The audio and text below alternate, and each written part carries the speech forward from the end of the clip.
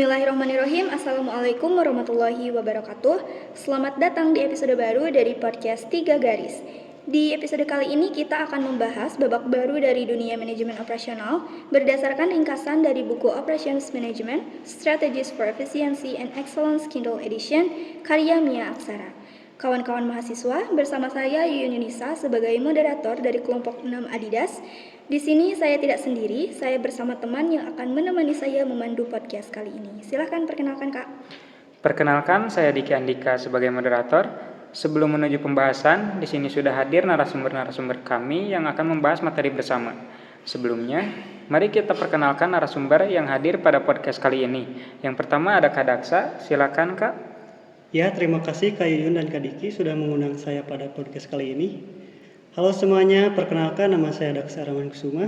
Kalian bisa panggil saya Daksa dari kelompok Adidas dan di sini saya sebagai narasumber. Oke Kak Daksa, terima kasih sudah memperkenalkan diri. Kita masih punya satu lagi narasumber loh. Di sini ada Kak Yusuf. Ayo Kak, boleh perkenalkan terlebih dahulu. Oke, terima kasih Kak. Halo semuanya, perkenalkan nama saya Yusuf Mulyana. Kalian bisa panggil saya Yusuf dan saya juga sebagai narasumber dari kelompok Adidas. Oke, itu dia narasumber kita kali ini. Sekarang sebelum makin jauh, boleh dong kita tanya dulu nih, gimana kabar kakak-kakak di sini? Alhamdulillah nih, kabar saya baik-baik saja. Oke, baik. Lanjut ke Kak Yusuf. Oke, kalau kabar saya baik, meskipun sedikit jenuh dengan aktivitas saya, tapi alhamdulillah semuanya baik-baik saja Kak. Nah, pastinya kalian sudah menunggu di sini kita akan membahas apa sih? Mari kita selami bersama bagaimana metode manufaktur dalam manajemen operasional. Di zaman sekarang mungkin kita sudah tidak asing dengan kata manufaktur ya Kak? Betul sekali Kak Yuyun. Metode manufaktur menurut KBBI, Kayun adalah membuat atau menghasilkan dengan tangan atau mesin. Mungkin ada pendapat lain dari narasumber-narasumber kita, mungkin dari Kak Daksa. Kalau menurut saya, manufaktur adalah suatu cabang industri yang mengoperasikan peralatan, mesin, dan tenaga kerja dalam satu medium proses untuk mengolah bahan baku, suku cadang, dan komponen lain untuk diproduksi menjadi bahan jadi yang memiliki nilai jual. Wah, lengkap juga ya menurut Kak Daksa. Tapi emang benar kawan-kawan bahwa manufaktur ini lebih ke pemanfaatan tenaga mesin dan tenaga kerja untuk menghasilkan sesuatu. Benar gak Kak Diki? Yap, betul banget Kak Yuyun. Mungkin kita gak asing dengan kata ini kan? Tapi kita dengar dulu nih pendapat dari Kak Yusuf. Bagaimana tanggapannya mengenai kata manufaktur ini? Oke Kak Diki, di sini saya akan berpendapat manufaktur itu bisa dilihat dari dua sisi, yaitu sisi teknologi dan ekonomi. Dari sisi teknologi, manufaktur adalah aplikasi dari proses fisika dan kimia untuk mengubah sifat, geometri, atau tampilan material awal menjadi komponen atau produk. Sementara dari sisi ekonomi, adalah proses perubahan material menjadi barang-barang yang bernilai ekonomi lebih tinggi melalui proses perakitan.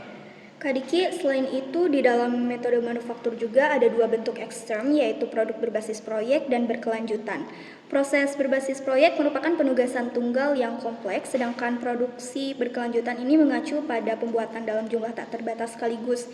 Di antara kedua ekstrem ini terdapat 4 metode manufaktur, yaitu produksi kerja, produksi batch, produksi massal, dan produksi proses. Yap, betul banget yang dikatakan Kak Yuyun. Mungkin Kak Daksa mau menjelaskan beberapa dari 4 metode manufaktur tersebut? Kalau menurut pandangan saya, pekerjaan produksi di mana satu dan beberapa unit produk diproduksi dengan kebutuhan pelanggan dan tanggal tertentu dan dalam harga yang ditetapkan sebelumnya. Ciri-ciri produksi kecil, aliran material terputus-putus, waktu siklus manufaktur yang tidak proporsional, tenaga kerja yang berketerampilan tinggi, pengawasan berpengetahuan tinggi dan berkompeten, dan terbatasnya fungsi perencanaan dan pengendalian produksi. Kemudian produksi batch itu sendiri, di mana jumlah tiap jenis produk dibatasi diizinkan untuk diproduksi pada suatu waktu. Ciri-cirinya jangka pendek, tenaga kerja terampil dalam bidang tertentu, supervisor memiliki pengetahuan tentang proses tertentu, rentang kendali yang terbatas, mesin serbaguna dan jenis tata letak proses, dan penanganan material secara manual. Jadi Kayun mungkin kalau produksi kerja ini lebih ke seperti usaha cetak undangan ya, yang diproduksi sesuai dengan kebutuhan pelanggan. Sedangkan kalau produk batch mungkin seperti perusahaan roti dan kue gitu ya. Ya, betul banget Kak Diki, bisa dicontohkan seperti itu. Mungkin Kak Yusuf mau memberikan pendapatnya mengenai metode manufaktur yang lainnya? Baik Kayun, terima kasih. Di sini saya akan menjelaskan mengenai produk massal dan produksi proses. Produksi massal dan aliran, di mana proses produksi dilakukan pada suatu mesin atau pada beberapa mesin, diatur menurut urutan operasi dan beberapa jumlah produk diproduksi pada satu waktu dan disimpan di gudang menunggu penjualan. Ciri-cirinya yaitu, yang pertama, aliran material terus-menerus, kemudian mesin tujuan khusus dan terletak jenis produk, kemudian penanganan material secara mekanis, kemudian tenaga kerja berketerampilan rendah, kemudian waktu siklus yang pendek, kemudian pengawasan yang mudah, dan yang terakhir fleksibilitas yang lebih rendah dalam jadwal produksi. Kemudian proses produksi itu sendiri, di mana proses produksi dilakukan dalam jangka waktu yang tidak terbatas. Ciri-ciri proses produksi adalah mesin tujuan khusus dengan kontrol bawaan, kemudian penanganan material yang sangat mekanis dan otomatis, kemudian waktu siklus produksi hampir nol, kemudian tenaga kerja berketerampilan yang rendah, kemudian yang terakhir pekerjaan dalam penyelesaian yang dapat diabaikan.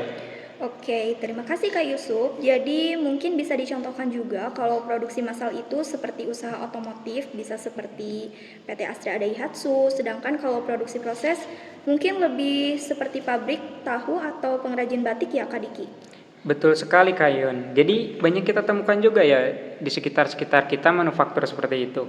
Selain itu juga Kayun ada beberapa faktor yang mempengaruhi pemilihan metode produksi yang meliputi volume, variasi, kapasitas, fleksibilitas, efisiensi, dan lingkungan. Jadi jarang ada organisasi yang hanya mengandalkan satu metode manufaktur Kayun. Mungkin bisa kita ambil juga seperti perusahaan yang mungkin banyak orang tahu dan tidak asing lagi, seperti Adidas.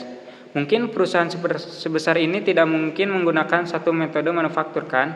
Mungkin kakak-kakak narasumber ada yang mengetahui strategi manufaktur yang digunakan oleh perusahaan Adidas? Ya, saya pernah baca di suatu website di mana Adidas itu menggunakan manufaktur aditif. Hal ini akan mengurangi biaya produksi di seluruh rantai pasokan.